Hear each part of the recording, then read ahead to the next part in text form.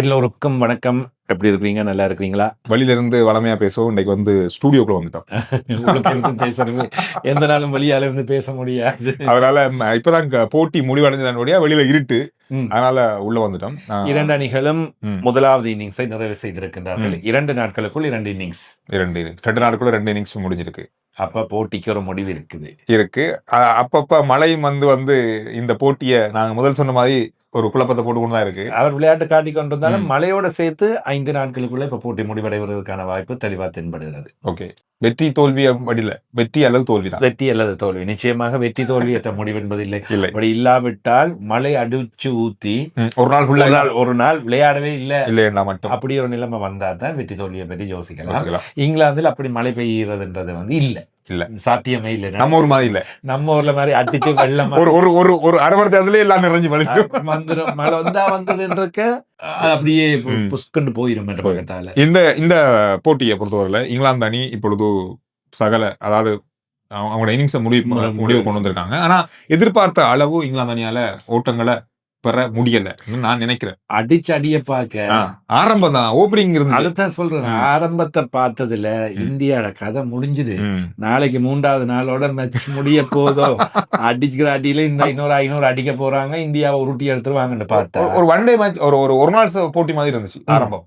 இல்ல 2020 சொல்லலாம். இங்கதான் இந்த டெஸ்டின் பிரச்சனை, அல்லது டெஸ்ட்ன்றது இதுதான், டெஸ்ட் மேட்ச்ன்றதுதான்.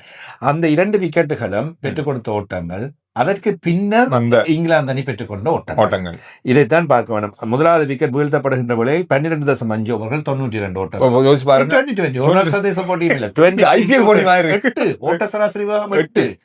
எனவே இது T20 போட்டி தான். அந்த அடியில் அடித்தவர்கள் 247 ஓட்டங்களுக்குள் உருண்டிருக்கின்றனர். வெறுமனே மிகுதி 150 சொச்ச ஓட்ட எண்ணிக்கை, 153 ஓட்டங்கள் பெற முடிந்திருக்கு. எனவே இந்த டெஸ்ட் போட்டிகளில் அதிரடியாக தொடர்ச்சியாக துடுப்படுத்த ஆடுவது என்பது சாத்தியமில்லை, நடைமுறை சாத்தியமற்றது. அதனாலும் கை கொடுக்காது. இந்த போட்டியிலும் அது நிரூபணமாயிருக்கு, அதான் சொல்லலாம். ஆரம்பத்துல வெளுவெளன்னு வெளுத்தாலும் நடுவுல வாரங்கள் அப்படி வெளுக்கணுமே, அதுதான் பிரச்சனை. அது சில வேளைகளில் ஆரம்பம் தொடங்கத்தில் அடிச்சு ஸ்கோர் எடுத்துட்டா பிறகு கொஞ்சம் சமாளிச்சு கொள்ளலாம் என்ற மென்டாலிட்டியில இங்கிலாந்து அடிச்சதோ தெரியல. இப்ப இந்த மைதானத்துல சந்துரு சில இந்தியாவை பயமுறுத்ததுக்கும் இருக்கலாம். அந்த லீட் எடுத்து விடலாம், தடுத்து நின்று நிலைத்து துடுப்படுத்தாடினால் சில வேளைகளில் இதிலம்பாக குறைந்த ஓட்ட எண்ணிக்கைக்குள் ஆட்டம் இழந்திருக்கலாமோ என்கின்ற ஒரு நிலைமையும் இருக்கும். இந்தியாவை துடுப்படுத்தாட வருகின்ற வேளையில் தான் இங்கிலாந்துக்கு ஒரு சிக்கல் இருக்கின்றது. கிறிஸ் வோக்ஸ் பந்து வீசுவதற்கு இல்லை, விளையாட முடியாது என்பது உறுதி செய்யப்பட்டு விட்டது. அந்த அறிவித்தல் என்று வந்து விட்டது.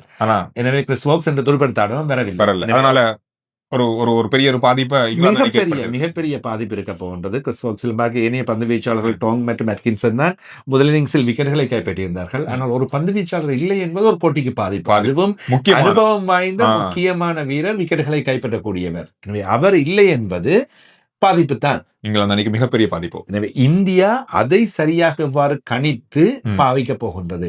இப்பொழுது இந்த 4 பந்து வீச்சாளர்கள் வீசிய ஓவர்களை 3 பந்து வீச்சாளர்களாக வீசும் போது அந்த பந்து வீச்சாளர்களோட ஒர்க் லோட் கூடும், சுமை கூடும். எனவே அப்பப்ப பந்துகள் கிடைக்கும். இதை இந்தியா சரியாக கணிக்குமாக இருந்தால் இலங்கை எவ்வாறு இங்கிலாந்தை வெற்றி பெற்றதோ அதே போன்று இந்தியா வெற்றி பெற வாய்ப்புகள் இருக்கின்றன, நிறைய இருக்கு. இன்றைய முதலாவது நாள் நிறைவை பற்றி கதைக்கின்ற வேளையில் இந்திய அணி 300 ஓட்டங்களை தொடும் என்ற எதிர்பார்ப்பு ஒன்றை சொல்லியிருந்தோம். ஆனால் அது நடக்கவில்லை. 224 தான் நடந்தது. இதற்கு காரணம் கருண் நாயர், வாஷிங்டன் சுந்தர் ஆரம்பித்ததுமே உடனடியாக ஆட்டம் இழந்தார்கள். அதன் பின்னர் 3 பேர் முட்டை 3 பேர் ஒரு 20 எடுத்திருந்தா கூட 20 எல்லாம் போனஸ் தானே. அதுக்கு ஒரு 5 அடிச்சா கூட ஒரு 15 வந்திருக்கும். கருண் நாயர், வாஷிங்டன் சுந்தர் ஒரு 10 அல்லது ஒரு 15 பார்த்தாலும் டார்கெட் கொஞ்சம் வந்திருக்கு. ஆனா அதை உடைத்தார்கள். எனவே அந்த கருண் நாயர், வாஷிங்டன் சுந்தர் ஆகியோர் இன்னும் கொஞ்சம் நிதானம் காத்து அணியை நோக்கி அணியை எவ்வாறு எடுத்து செல்ல வேண்டும் என்பதில் விளையாடி இருக்க வேண்டும். அதை தவற விட்டிருக்கின்றார்கள். கஸ் அட்கின்சன் 5 விக்கெட்டுகள், ஜோஸ்டங் 3 விக்கெட்டுகளை கைப்பற்றிக் கொண்டார்கள். கிறிஸ் வோக் ஒரு விக்கெட்டையும் கைப்பற்றியிருந்தார். கருண் நாயர் தான் இந்திய அணி சார்பாக 57 ஓட்டங்களை பெற்றுக் கொண்டவர். மறுபுறத்தில் இங்கிலாந்து அணி சார்பாக ஜாக் ப்ரௌலி 57 பந்துகளில் 64 ஓட்டங்களையும் 38 பந்துகளில் 43 ஓட்டங்களை பென் டக்கெட்டும், ஹாரி ப்ரோக் 64 பந்துகளில் 53 ஓட்டங்களையும் பெற்றுக் கொண்டார்கள். பந்து வீச்சில் பிரசித் கிருஷ்ணா, முகமது சிராஜ் ஆகியோர் 4 விக்கெட்டுகளையும், ஆகாஷ்தீப் ஒரு விக்கெட்டையும் கைப்பற்றிக் கொண்டார்கள்.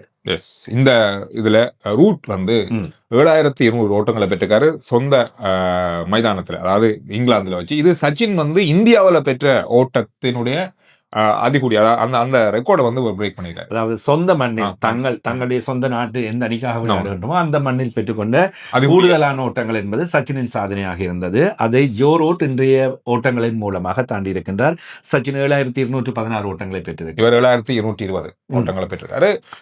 இந்த தொடர் அப்படின்றது பல சாதனைகளை முறியடித்த தொடராக மாறி இருக்கிறது. இந்தியாவுக்கும் இருக்கு, இங்கிலாந்துக்கும் இது அமைஞ்சிருக்கு, பெரிய அளவா அமைஞ்சிருக்குது. சந்திர, இன்னொரு விஷயத்தை இன்றைய தினம் மீண்டும் ஒருவை ஞாபகப்படுத்த வேண்டும் அல்லது சொல்ல வேண்டும் என்று வந்திருந்தோம். இந்த குமார் தர்மசேனவன் சர்ச்சை இருந்தது. இன்றைக்கு நான் போட்டியை பார்த்து கொண்டிருந்தேன். இன்றைக்கும் மறுபக்கமாக இந்திய அணிக்கு அதே மாதிரியாக செய்தார். அப்ப அவர் வந்து ஒரு விதமா தான் இருக்காரு. அவர் அப்படியே தான் செயல்படுகிறார். சொல்லுவோம் சிலர் தங்களுக்கான ஒரு ஸ்டைல் பாணி என்ற அது அவர் தான் என்ன செய்கின்றது. பந்தொன்று நான் நினைக்கிறேன் ஆகாஷ்தீப்பின் பந்து வீச்சில் போல இருக்கின்றது. ஆட்டமிழப்பு கோரப்படுகின்றது. அவர் பந்து வீச்சு அப்படி வெளியால போகுது அப்படின்னு சொல்லிட்டு கையை காட்டுறார். அவுட் சைட் தி ஆஃப் ஸ்டம்பிள். நீங்க ரிவ்யூ கேளுங்க, எல்லாம் கேட்காம விடுங்க, அது உங்களை பொறுத்தது. அப்ப இப்ப நாங்க இந்தியா சார்பாக பிக்ஸ் பண்ணிட்டாரு, இங்கிலாந்து சேர்ந்தவர்கள் பொங்க முடியும் இல்ல. இதெல்லாம் சகஜமா பண்ணி விட்டுட்டு போக வேண்டும். அது தர்மசேன் அப்படித்தான். அது அவர் ஒவ்வொரு நடுவர்களும் ஒவ்வொரு விடயங்களை செய்வார்கள். அவர்களுக்கு என்ற ஒரு முந்தைய பில்லி பவுடன் காட்டுவார். பெரிய சிக்ஸ் பொங்கி அவருடைய சிக்ஸ் பாக்குறதுக்கே ஒரு ஆசை. அவுட் அப்படி ஏன் காட்டுவாரு? அவர் என்னன்னா இப்படி நேர அப்படி அவுட் காட்டினா அந்த மாதிரி அப்படி காட்டினா நல்லா இருக்கும். அவுட் ஆயிட்ட, நீ கவலையா போற, கொஞ்சம் கவலைப்படாம அப்படி போச்சு. அதுதான் அவரோட ஆக்ஷன். சிக்ஸ் அடிக்க லைனுக்கு பக்கத்துல இப்படி காட்டுவார். இப்படி பெரிய சிக்ஸ் பெருசா காட்டுவார். அதுதான் அந்த ஒவ்வொருத்தரும் தங்கள் ஒவ்வொரு நடவடிக்கைகளை அது கேட்டால் எதிர்ப்பார்கள். அதுதான் அந்த கிரிக்கெட்ல ஒவ்வொருத்தருக்கான ஒவ்வொரு ஸ்டைல் இருக்கும். அதே மாதிரி இந்த முகமது சிராஜும் அப்படித்தான். முகமது சிராஜ் பொதுவா ஸ்ரீலங்கன் ஃபேன்ஸுக்கு பிடிக்காது. போட்டு தாக்கினாரு வச்சு விக்கெட் எடுத்துட்டு காட்டுற அந்த ஆக்ஷன். அவர் என்ன அந்த கிரிக்கெட் விளையாடியக்குள்ள அந்த ஆக்ஷனை காட்டுவார். மற்ற நேரத்துல போய் கழிச்சிங்கண்டா பக்கத்துல ஐயோ இதுக்கு ஒரு புள்ள பூச்சியா இருக்கு, சிரிச்சு சந்தோஷமா அந்த சரியான ஒரு நல்ல விதமா பழகக்கூடியவரா இருப்பார். பொதுவாக அப்படித்தான் நிறைய பேர் பார்க்கும்போது ஒரு மாதிரி இருப்பாங்க, ஆனா அவங்கள பழகும் போது அவங்களோட அந்த கரெக்டரே வேற மாதிரி இருக்கும். இந்த மாதிரி நிறைய விஷயங்கள் இருக்கு. இந்திய அணி துடுப்படுத்த ஆட ஆரம்பித்து எத்தனை ஓட்டங்களை எங்க கொண்டு முடிக்க போறாங்கன்றதை நாங்க அடுத்த வீடியோல பார்ப்போம். மூன்றாவது நாள் பொதுவாக டெஸ்ட் கிரிக்கெட்ல தீர்க்கமான நாள். மூன்றாவது நாள் எவ்வாறு அமைய போகின்றது என்பதில் அந்த அணியின் வெற்றி தோல்விகள் இருக்கும். எனவே இந்திய அணி மூன்றாவது நாளில் தங்களுடைய இரண்டாவது இன்னிங்ஸை முழுமையாக விளையாட போகின்றது. மூன்றாவது நாள் முழுமையாக நிற்பார்களாக இருந்தால் ஆடுகளத்தில் இந்திய அணி ஜெயிச்சிட்டம் என்றதை சொல்லக்கூடியதாக இருக்கும். பொதுவாக இப்ப இந்த நிகழ்ச்சிகளில் நாங்கள் சொல்கின்ற விடயங்கள் சமநிலைத்தன்மையாகத்தான் இருக்கு. இங்கிலாந்துக்கு என்ன வாய்ப்புகள் இருக்கு, இந்தியாவுக்கு என்ன வாய்ப்புகள் இருக்குன்றதை சொல்றோம். இதற்காக நாங்கள் எந்த ஒரு நாட்டையோ அல்லது அதையோ சப்போர்ட் பண்ணி சொல்றோம் அல்லது அந்த நாட்டுக்காக சொல்றோம் என்றெல்லாம் நீங்க யோசிக்க தேவையில்லை. கூடாது. தேவையான நேரங்கள்ல யாருக்கு சப்போர்ட் பண்றோமோ அவங்கள மோசமாவும் போட்டு தாக்குவோம். இந்த மாதிரி நிறைய விஷயங்கள் இருக்கு. அடுத்த வீடியோல நான் உங்களை சந்திக்கிறோம். யாரு உண்மையிலே நீங்க சொல்லுங்க, இப்ப இந்த இன்னிங்ஸ்ல இந்த 5வது போட்டியை யாரு வெற்றி கொள்வாங்க நீங்க சொல்லுங்க, கருத்துக்கள்ல பார்க்கலாம்.